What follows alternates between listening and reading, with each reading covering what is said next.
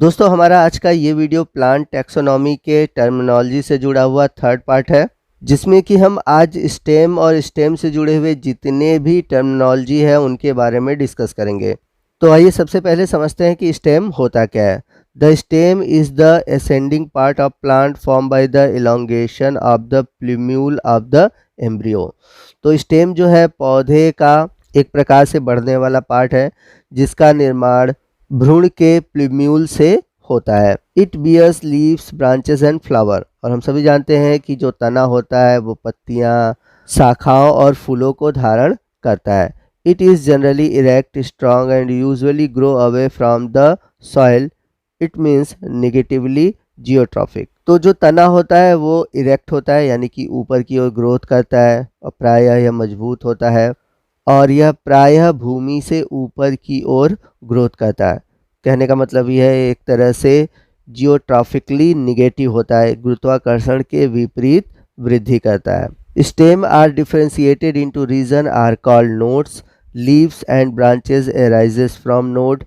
तो जो स्टेम है यानी कि तना है वो डिफरेंशिएट होता है अलग अलग रीजन में, जिसे हम नोड कहते हैं, और इन्हीं नोड पर आपको पत्तियां और ब्रांचेस देखने को मिलती हैं। The portion between node is called the internode.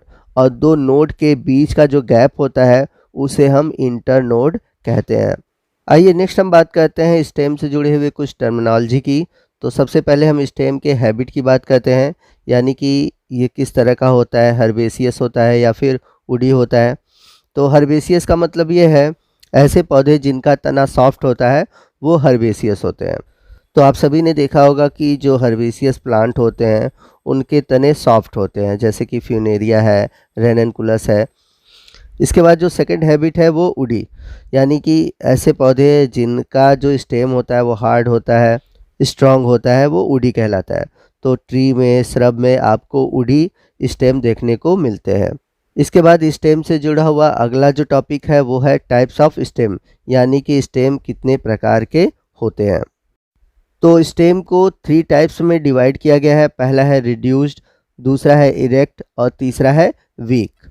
तो सबसे पहले हम बात करते हैं रिड्यूस्ड स्टेम की। तो कुछ पौधों में जो तने होते हैं वो रिड्यूस्ड होते हैं स्मॉल डिस्क लाइक स्ट्रक्चर में, और इनमें न तो नोड होते हैं और न ही इंटर नोड होते हैं। जैसा कि आपने रेडिश, कैरेट, टर्निप इनमें देखा होगा कि रूट से जुड़े हुए इनके स्टेम होते हैं, और ये प्राय हरे रंग के होते हैं, और जो रूट का डिस्क है जस्ट वहीं से ये निकलते हैं।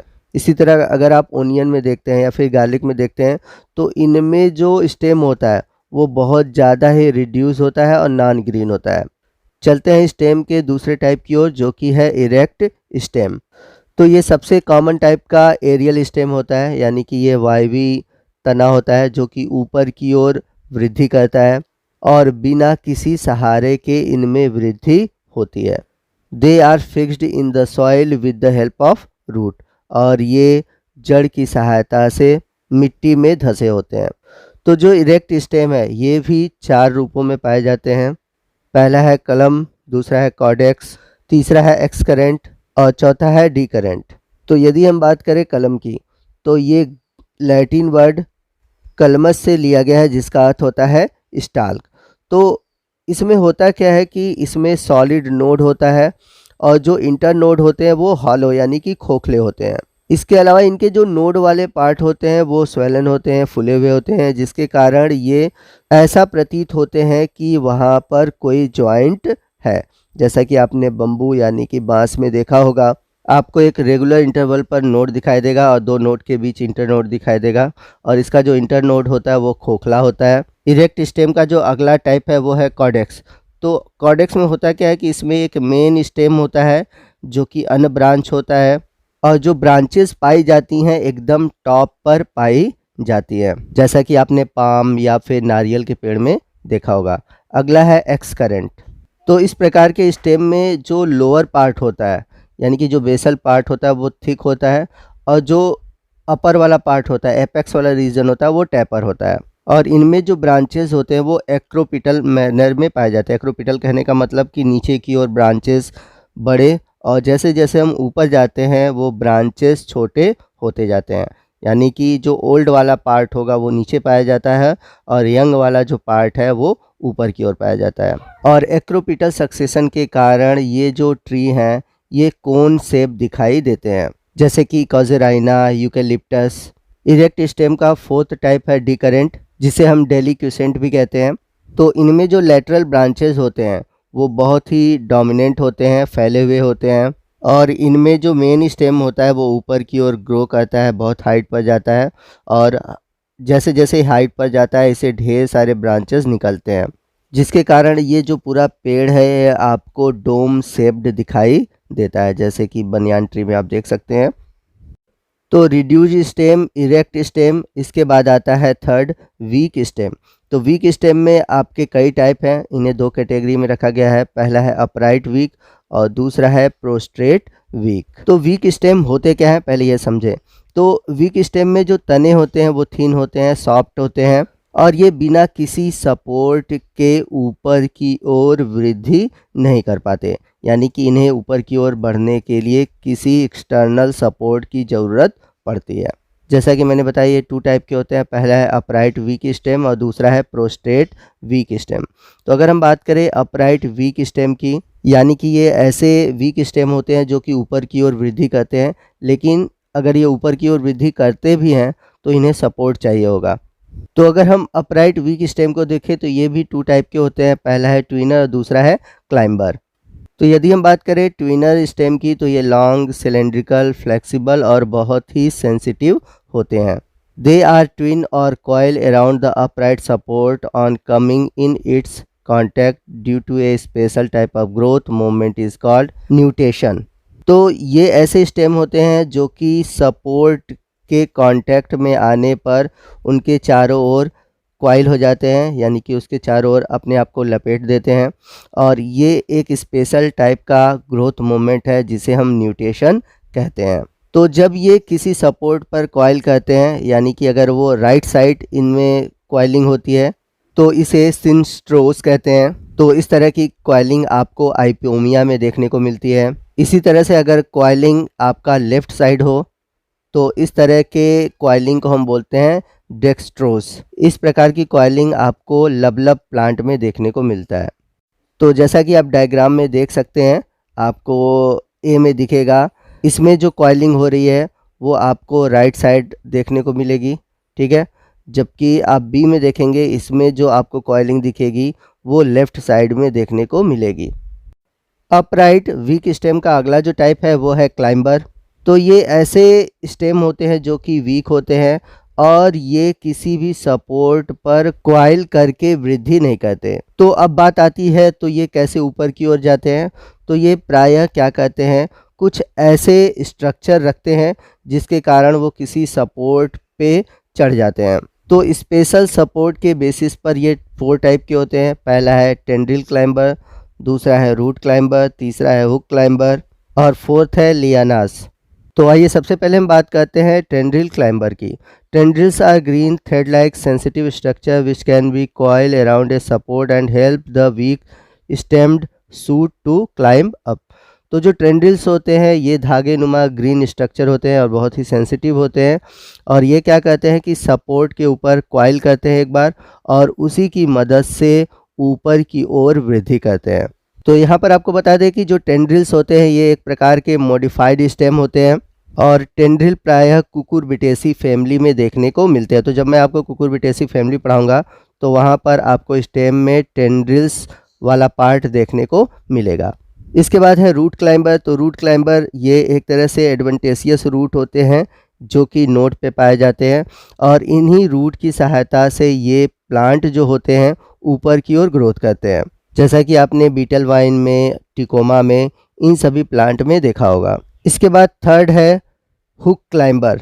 तो इस प्रकार के क्लाइंबर में जो स्टेम होता है उसमें कुछ स्पेशल स्ट्रक्चर होते हैं, जैसे कर्व्ड थ्रोन होते हैं, फ्लोरल स्टाल्क हुक होता है, या फिर लिफलेट हुक होते हैं, स्पाइंस होते हैं, पिकल्स होते हैं, जिसकी मदद से जो प्लांट है ऊपर की ओर वृद्धि करता है। इसके बाद फोर्थ है लियानास। तो ये एक तरह से वुडी पेरिनियल क्लाइंबर होते हैं जो कि बहुत ही गहरे या फिर कहते हैं घने जंगलों में पाए जाते हैं, और इनके स्टेम इतने हार्ड होते हैं कि ये किसी भी पौधे के सपोर्ट के सहारे टॉप तक पहुंच जाते हैं, जहां पर उन्हें आसानी से सनलाइट प्राप्त होता है। तो अभी तक हमने वीक स्टेम के अपराइट वाले पार्ट को पढ़ा। अब वीक स्टेम का अगला जो टाइप है वो है प्रोस्ट्रेट वीक। आइए देखते हैं कि प्रोस्ट्रेट वीक क्या होते हैं और ये कितने प्रकार के होते हैं। The weak stem take a support of ground for spreading and proper expose the leave and reproductive organs. तो जो प्रोस्ट्रेट वीक होते हैं ये क्या कहते हैं, ग्राउंड पर ही फैलते हैं, यानी कि ऊपर की ओर वृद्धि नहीं करते, ये ज़मीन पर ही फैलते रहते हैं। तो प्रोस्ट्रेट वीक स्टेम 2 टाइप के होते हैं, पहला है ट्रेलर्स और दूसरा है क्रीपर्स। तो जो ट्रेलर्स कीपर होते हैं इनमें क्या होता है, रूट्स नहीं पाया जाता है नोड पर, यानी कि अगर ये वृद्धि करते हैं तो इनके नोड पर आपको रूट देखने को नहीं मिलेंगे। अब ये ट्रेलर भी 3 टाइप के होते हैं, पहला है प्रोकम्बेंट, दूसरा है डीकम्बेंट और लास्ट है डिफ्यूज। तो पहला है प्रोकम्बेंट। तो इस तरह के जो स्टेम होते हैं वह टोटली ग्राउंड पर क्रीप करते हैं, जैसा कि आप डायग्राम में देख सकते हैं। अगला है डीकम्बेंट। तो इस तरह के स्टेम में होता क्या है कि ये हॉरिजॉन्टली ग्रो करते हैं, ठीक है, लेकिन कुछ समय के बाद ये वर्टिकली ऊपर की ओर वृद्धि करते हैं, जैसा कि आप डायग्राम में देख सकते हैं। लास्ट है डिफ्यूज। तो इसमें क्या होता है, जो ब्रांचेस होते हैं सभी डायरेक्शन में फैले होते हैं। चलते हैं प्रोस्ट्रेट वीक स्टेम के अगले टाइप की ओर, जो कि है क्रीपर। तो क्रीपर ऐसे प्लांट होते हैं जिनमें कि वीक स्टेम पाया जाता है और ये वीक स्टेम जो होते हैं वो प्रोस्ट्रेट होते हैं और इन स्टेम में आपको नोड देखने को मिलते हैं और इस नोड पर एडवेंटेशियस रूट भी पाए जाते हैं। तो क्रीपर को भी 3 कैटेगरी में डिवाइड किया गया है, पहला है रनर्स, दूसरा है स्टोलन्स और थर्ड है ऑफसेट्स। तो सबसे पहले हम बात करते हैं रनर की। तो runner special narrow green ground के ऊपर पाए जाने वाले हॉरिजॉन्टल या फिर प्रोस्ट्रेट ब्रांचेज होते हैं, जो कि एरेक्ट सूट के बेस से निकलती हैं। इनके अपर पार्ट पर क्राउन और जबकि लोअर पार्ट पर आपको एडवेंटेशियस रूट देखने को मिलते हैं। रनर वाले पार्ट पर आपको जनरली एक या एक से अधिक नोट्स देखने को मिलते हैं और इस नोट्स पर स्केल लीव्स या फिर एक्सिलरी बड भी देखने को मिलते हैं। तो यहाँ पर डायग्राम में आपको रनर स्टेम दिखाई देंगे, लोअर पार्ट में आपको एडवेंटेशियस रूट देखने को मिलेंगे और जबकि अपर पार्ट में आपको ब्रांचेस देखने को मिलेंगे। तो दोनों ही डायग्राम में आप देख सकते हैं कि जो एडवेंटेशियस रूट है वह आपको नोड वाले भाग में लोअर पोर्शन पर दिखाई देंगे, जबकि अपर पोर्शन पर आपको स्केली लीफ देखने को मिलेंगे। नेक्स्ट है स्टोलन। तो ये लंबे हॉरिजॉन्टल या फिर अटैच्ड रनर होते हैं जो कि आपको ग्राउंड के ऊपर देखने को मिलेंगे और इनमें भी आपको एक या एक से अधिक नोड देखने को मिलेंगे और प्रत्येक नोड पर आपको स्केल लीफ या फिर एक्सिलरी बर्ड देखने को मिलता है। तो जैसा कि आप डायग्राम में देख सकते हैं आपको यहाँ पर रनर दिखाई देगा। नेक्स्ट है ऑफसेट। तो ऑफसेट भी एक तरह से वीक इलोंगेटेड हॉरिजॉन्टल ब्रांच होते हैं और इनमें सामान्यतः आपको एक ही इंटरनोड मिलता है, जबकि नोड वाले भाग पर रूट और लीव्स प्रेजेंट होते हैं। तो ऑफसेट जो होते हैं कुछ केसेस में वेजिटेटिव प्रोपोगेशन का भी कार्य करते हैं। तो वेजिटेटिव रिप्रोडक्शन में होता क्या है कि जो ऑफसेट्स होते हैं वो टूटकर नया प्लांट बना देते हैं। तो ऑफसेट जो होते हैं यूजुअली एक्वेटिक प्लांट में पाए जाते हैं और बहुत रेयर ही टेरेस्ट्रियल प्लांट में देखने को मिलते हैं। तो जैसा कि डायग्राम में आप देख सकते हैं इकॉर्निया है जिसमें कि आपको ऑफसेट देखने को मिलेगा। तो इसमें जो इंटरनोड होते हैं बस एक ही होता है, ठीक है, और नोड पर आपको रूट्स और स्केली लीफ या लीव्स दिखाई देते हैं। इसके अलावा कुछ स्पेशल टाइप के भी स्टेम होते हैं जैसे कि फाइलोक्लेड और क्लेडोड। तो फाइलोक्लेड क्या होते हैं, ये ग्रीन फ्लैट या फिर राउंडेड सकुलेंट या कह सकते हैं कि स्पंजी नुमा स्टेम होते हैं जिसमें कि ढेर सारे इंटरनोड पाए जाते हैं और इन इंटरनोड पर आपको पत्तियां लीव्स जो कि मॉडिफाइड होकर आपको कांटों के रूप में देखने को मिलती हैं। तो इसका बेस्ट एग्जांपल है ओपनसिया यानी कि नागफनी। नागफनी में आप जो ग्रीन वाला पार्ट देखते हैं वो स्टेम होता है जिसे हम फाइलोक्लेड कहते हैं और जो कांटे होते हैं वो एक तरह से पत्तियां होती हैं जो कि मॉडिफाइड हो जाती हैं। तो क्लेडोड में क्या होता है कि जो इंटरनोड होते हैं एक या फिर दो होते हैं इनमें ढेर सारे इंटरनोड नहीं पाए जाते। जैसे कि अगर आप एस्पैरेगस में देखेंगे तो इनमें केवल एक ही इंटरनोड देखने को मिलेगा, और रस्कस में आपको 2 इंटरनोड देखने को मिलेंगे। तो टाइप ऑफ स्टेम के बाद नेक्स्ट हम बात करते हैं इसके एक्सटर्नल शेप की, यानी कि स्टेम का जो सबसे बाहरी शेप होता है वो कैसा होता है। तो इसकी 2 कैटेगरी है, सिलेंड्रिकल या फिर एंगुलर। तो जब अगर हम स्टेम को ट्रांसवर्स सेक्शन के रूप में काटते हैं तो अगर उसका जो शेप है वो सर्कुलर आता है तो उसे हम बोलते हैं सिलेंड्रिकल, जैसे कि लेमन हो गया। अब यदि अगर हम ट्रांसवर्स सेक्शन काटते हैं तो अगर देखते हैं कि स्टेम में कई सारे एंगल दिखाई देते हैं तो उसे हम बोलते हैं एंगुलर, जैसे कि ओसिमम यानी कि तुलसी। तुलसी में आप देखेंगे आपको स्टेम जो होगा वो सर्कुलर नहीं दिखाई देगा, वह आपको क्वाड्रेट फॉर्म में दिखाई देगा, यानी कि आपको उसमें 4 एंगल देखने को मिलेंगे। तो आप कभी तुलसी के स्टेम को लीजिएगा और उसको टच करके देखिएगा कि क्या आपको यह क्वाड्रेट फॉर्म में दिखाई देता है कि नहीं। तो तुलसी के जो शेप है इसको हम क्वाड्रेंगुलर कहेंगे। एक्सटर्नल शेप के बाद अगला जो हमारा हेडिंग होगा वो है ब्रांचिंग।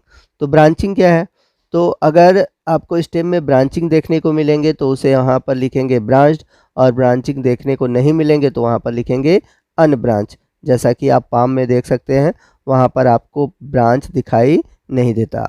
इसके बाद स्टेम से जुड़ा हुआ अगला जो टर्म है वो है इंटीरियर। तो इंटीरियर कहने का मतलब ये है कि जो स्टेम है वह अंदर से खोखला है या फिर सॉलिड है।